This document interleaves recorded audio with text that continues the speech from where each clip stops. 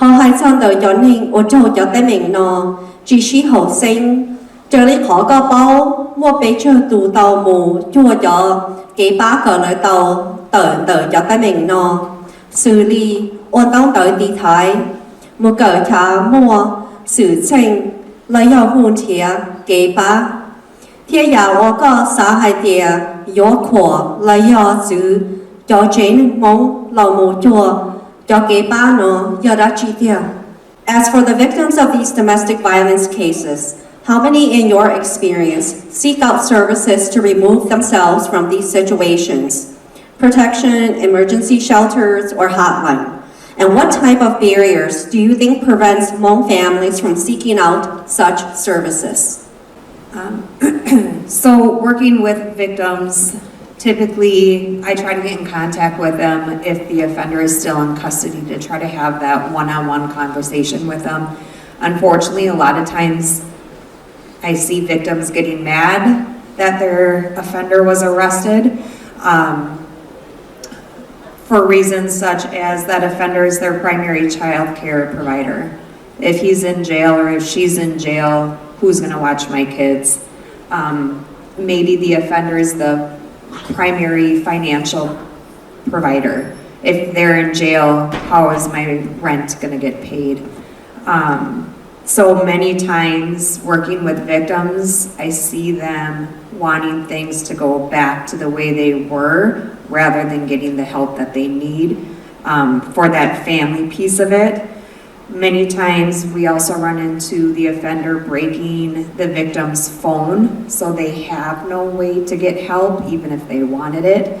And a lot of it I see also is embarrassment, not only within their family, with friends, community, that they're arrested and they're in this situation. So many times, you know, we do put these resources into our victims. We provide these orders for them.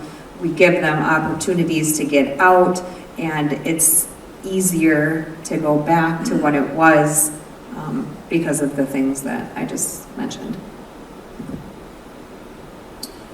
So domestic violence is not something new, you know, and I'm saying the obvious there, but you know, there are yesterday, you know, when I pulled the statistics, there's about over 670 calls for service last year alone in terms of domestic calls for service. This is pulled directly from the ECC dashboards on the websites, and credits to them for that.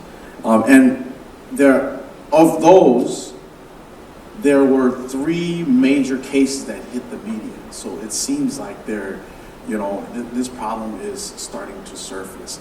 Those numbers does not mean that there is no domestic case in any specific community or in the Hmong community. But those numbers do mean that there is awareness and there is a need to start really focusing in on domestic violence in the Hmong community.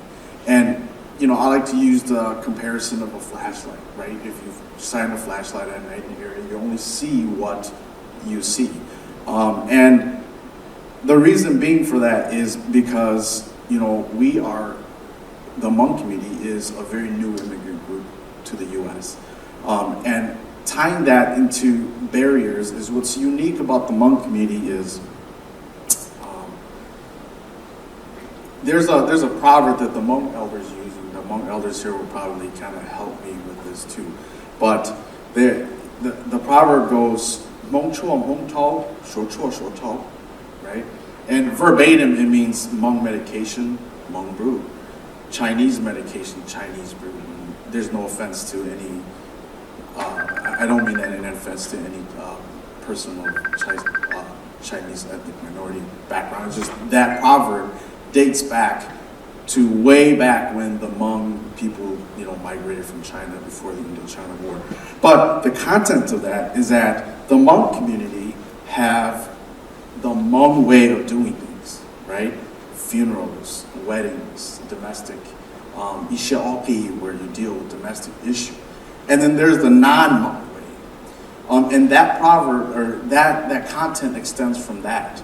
So in terms of services, in terms of law enforcement, we have to identify what that Hmong way is and who's qualifiable to make those decisions.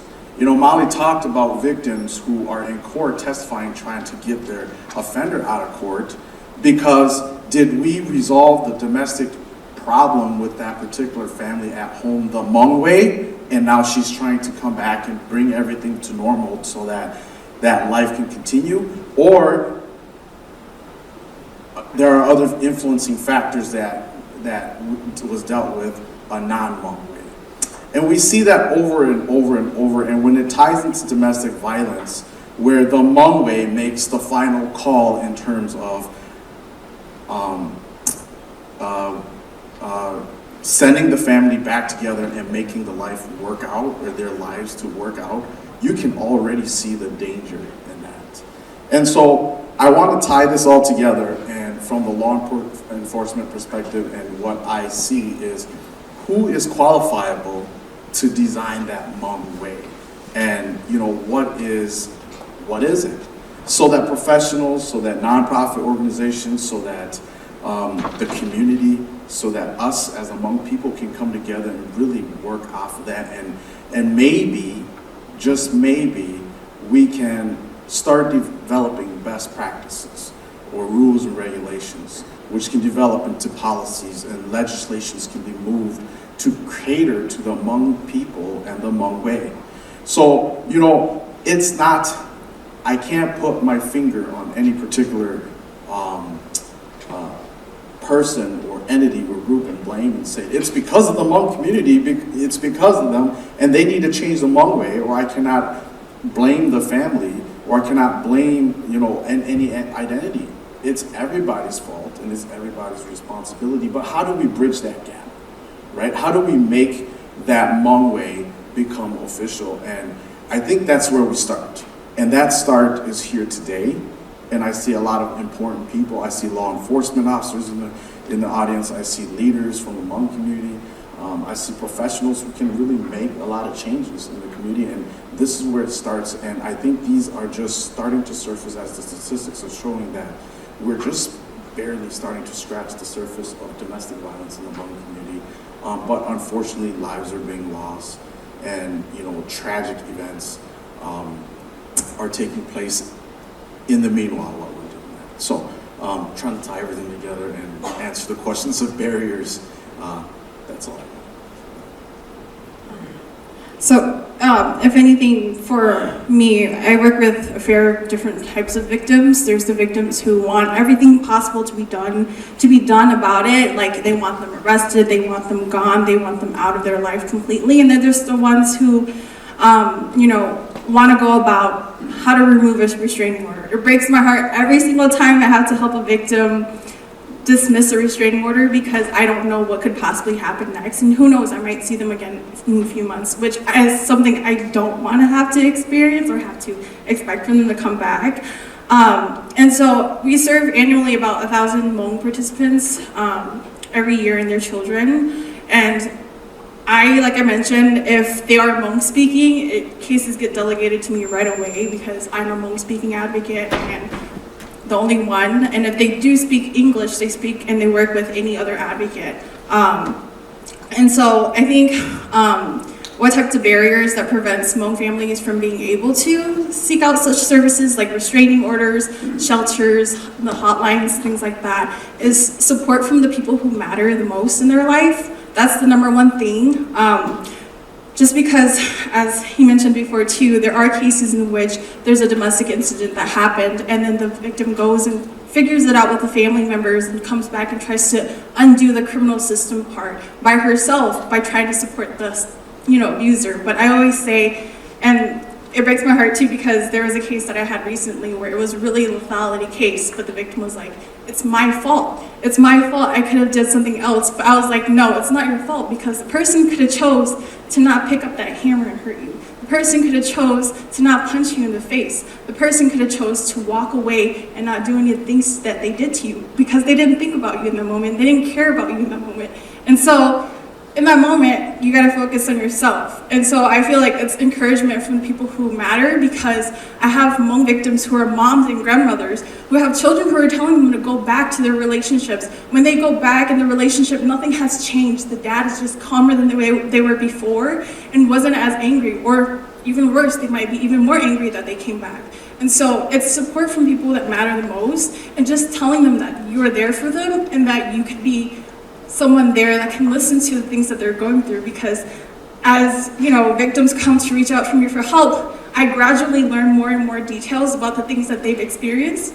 And I'm like, wow, you're so tough for still being in the relationship, even after you've been through that so many times, and even after you've been damaged so many times, you're still with him. And that makes you a strong woman. But now it's about you. It's about figuring out what makes you happy, what makes you better, because he doesn't clearly care about what you're doing or what matters to you. So that's just me. I also just want to add that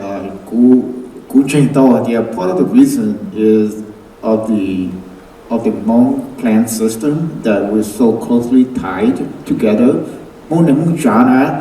And so sometimes when the victim come over to the elders or the clan leaders, they always say, "Hey, lấy dân nên trái rong lại, dân nên trái rong lại." Rồi để tụi mỗi con tàu lấy cho đi trả lại tụi thọ bé rồi đó, để có bé và vì lấy dân nên trái rong. So the daughter or to China, nên trai trả.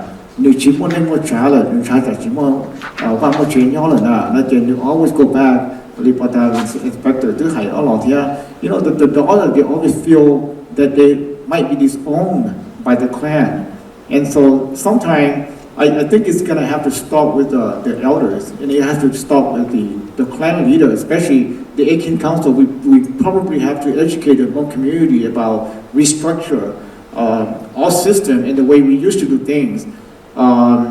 To better the community, because society changed, and we have to realize that we have to follow society and what we used to teach our kids and our children, and the way we used to handle things may not work in this modern society, and so it has to change for the better of the community.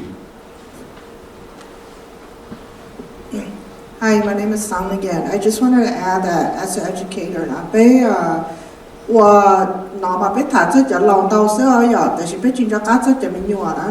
so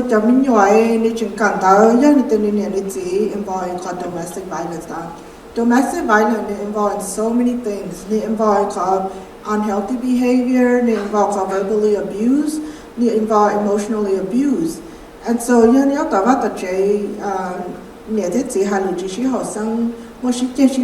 impact as well. And so